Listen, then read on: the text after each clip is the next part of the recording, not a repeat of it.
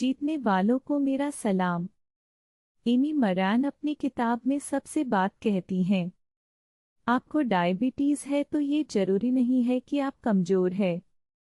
आप वो सारी शारीरिक कसरत कर सकते हो जो बाकी करते हैं। जैसे फिजिकल हेल्थ और फिजिकल स्ट्रेंथ अलग बात है, वैसे ही मेंटल हेल्थ और मेंटल स्ट्रेंथ होने के बावजूद दो अलग कॉन्सेप्ट है। अगर आप दुखी, डिप्रेस्ड या हारा हुआ महसूस कर रहे हैं तो इसका ये बिल्कुल मतलब नहीं है कि आप मानसिक तौर पर कमजोर है। एमी साहिबा ने किताब विकट स्थिति में लिखी। 30 साल की एमी मॉरेन अपनी मां के साथ बाहर घूम रही थी। तभी उनकी मां के सर में दर्द होने लगा। फिर कुछ देर बाद दर्द इतना तीव्र हुआ जैसे किसी ने सर में खौलता हुआ तेल डाल दिया हो। एमी की मां को तत्काल हॉस्पिटल ले जाया गया। उन्हें ब्रेन हेमरेज हुआ था और अगले दिन उन्होंने दम दिया।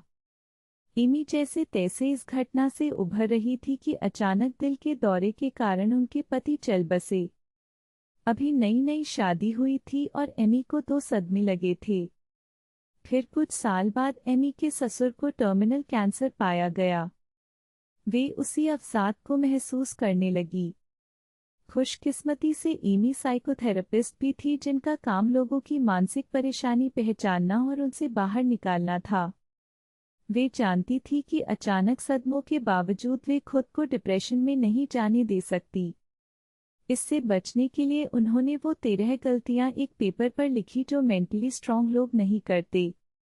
यही उनकी किताब का टाइटल भी रहा। ये 13 वो मानसिक गलतियां हैं जो हमको आगे से रोकती हैं।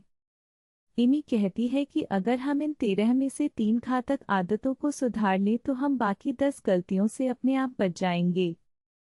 सबसे पहली आदत है मेंटली स्ट्रांग लोग इस बात को ना अच्छी तरह जानते हैं बल्कि बार बार महसूस करते हैं कि world does not owe them anything. अगर मेंटली स्ट्रांग व्यवसाय का धंधा चौपट हो जाए तो वो ये नहीं सोचता कि मैं ईमानदार आदमी था, मेरे साथ ऐसा तो नहीं होना चाहिए था, या मैंने इतनी मेहनत की थी, मेरे साथ ऐसा क्यों हुआ।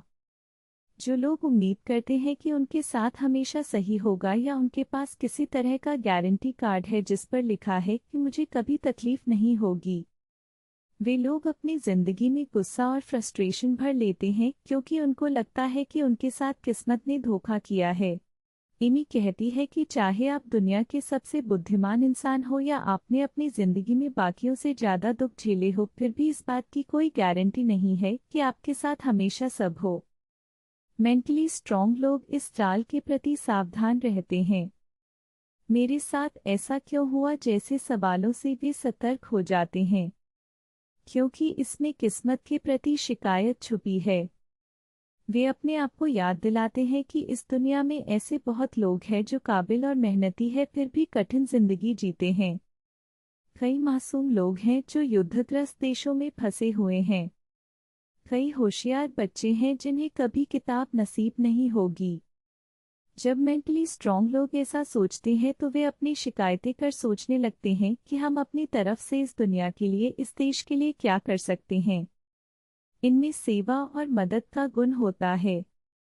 ये हमेशा अपने आसपास, अपने परिवार, दोस्तों और समाज की मदद या सेवा में लगे होते हैं, जिस कारण वे और संतुष्टि महसूस करते हैं। तो अगली बार जब आपको लगे कि आप अपनी किस्मत कोसने जा रहे हैं तो अपना गारंटी कार्ड ढूंढिए। अगर नहीं मिले तो रुक जाइए। अपने आसपास देखिए कि क्या छोटी से छोटी सेवा आप कर सकते हैं। दूसरी गलती जो मेंटली स्ट्रांग लोग नहीं करते कि वो उन चीज़ों की चिंता नहीं करते जिनका वे कुछ सुधार नहीं कर सकते। लॉजिकल सी बात है, लेकिन कभी कभी इतनी गंभीर आपदाएं सामने आती है कि हमको लगता है कि जीवन पर हमारा कोई कंट्रोल नहीं है। और जब हमें कंट्रोल महसूस नहीं होता तो डर भर जाता है और हम ऑप्टिमिस्टिक और आभारी नहीं रह पाते। ऐसा हुआ हेदर जेम्स के साथ। जब उन्हें पता चला कि उन्हें कैंसर है तब उनकी नवजात बेटी केवल 3 महीने की थी। 1 साल सर्जरी, रेडिएशन और कीमो में निकल गया। जब वे ठीक हुई तो उनके मन में एक डर बस गया था कि उनकी बच्ची बिन मां के होगी, क्योंकि उन्हें लगता था कि कैंसर कभी भी लौट कर आ सकता है। वो इस चिंता में बीमार रहने लगी। एक दिन अपनी इस मानसिक आदत से परेशान होकर उन्होंने अपने डर और चिंता एक प्लेट पर लिखे। बाहर जाकर आग जलाई और प्लेट आग में फेंक कर मारी। इस हरकत को करने से उन्होंने मानसिक तौर पर उन सारी चीजों को दिया जिनको वो कंट्रोल नहीं कर सकती थी, बिल्कुल वैसे ही जैसे उन्होंने प्लेट को आग में था। हैदर आज कई सालों बाद कैंसर फंडरेजर और हेल्प ग्रुप्स चलाती है। अगर आपको लगे कि भविष्य का आपको कुछ नहीं पता और जिंदगी पूरी तरह बेकाबू लगे तो एक पेपर लीजिए, उसमें एक बीच से लाइन खींचिए, ऊपर वाले भाग में लिखिए कि आप क्या कंट्रोल नहीं कर सकते। उसको अच्छी तरह भर दीजिए। जो हो चुका वो आप कंट्रोल नहीं कर सकते। दुनिया में बुरे लोग हैं, शायद आप इसे कभी कंट्रोल नहीं कर सकते। आप अपने विचार और इमोशन भी हर समय कंट्रोल नहीं कर सकते। और नीचे वाले भाग में लिखिए कि आप क्या कंट्रोल कर सकते हैं।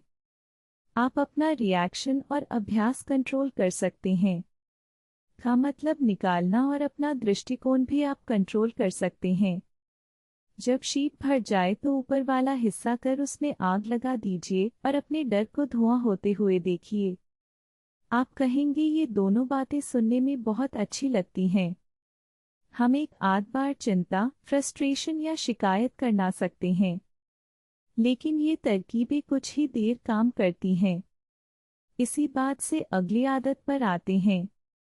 अगर मेंटली स्ट्रांग लोगों को अपनी गलती पता चल जाए तो वो उसको बार बार नहीं दोहराते। लेकिन वो ऐसा करते कैसे हैं? एमी कहती है कि अगर आप गिर जाते हो तो आपका पहला काम है धूल कर हो जाना। लेकिन उठने के बाद मेंटली स्ट्रांग लोग सोचते हैं कि वे आखिर गिरे क्यों थे। वे अपनी गलतियों से छिपते नहीं हैं, और वो चाहे छोटा ही क्यों ना हो हर बार कुछ ना कुछ बदलाव लाते हैं। तो अपनी छोटी छोटी गलतियों को बार बार कैसे सुधारें? क्योंकि जब गलतियों के बारे में सोचते हैं तो पहले शर्म और फिर गुस्सा आता है। इसलिए एक छोटा सा थॉट एक्सपेरिमेंट कर लीजिए। मान लीजिए कि आप भाई हैं और आपका परेशान हिस्सा आपका प्यारा आज्ञाकारी छोटा भाई है। अब अपने इस छोटे भाई के साथ मिलकर सोचिए कि अपन से गलती क्यों हो रही है और छोटे अपन कैसे इसको सुलझा सकते हैं। आप 3 लेवल पर काम कर सकते हैं। External triggers, habit, belief system. फिर अपने छोटे भाई के साथ मिलकर सॉल्यूशन और एक्शन लिख लीजिए। फिर अपने भाई को प्रेम से समझाइए कि हर बार गलती से बचने के लिए मोटिवेशन बना रहे, इसलिए हमें वाई भी पता होना चाहिए कि हम गलती क्यों सुधारना चाहते हैं, और पेपर पर वाई लिख लीजिए। इस लिस्ट को हमेशा अपने साथ लेकर चलिए। इस लिस्ट को हर हफ्ते अपडेट करते रहिए। दोस्तों, सिंपल तरीका है बिना शर्मिंदा और दुखी हुए अपनी कमियों पर काम करने का। दोस्तों, हमने कहा था कि इन 3 गलतियों से बचने से आप बाकी 10 से भी बच जाएंगे। आइए समरी में देख लेते हैं।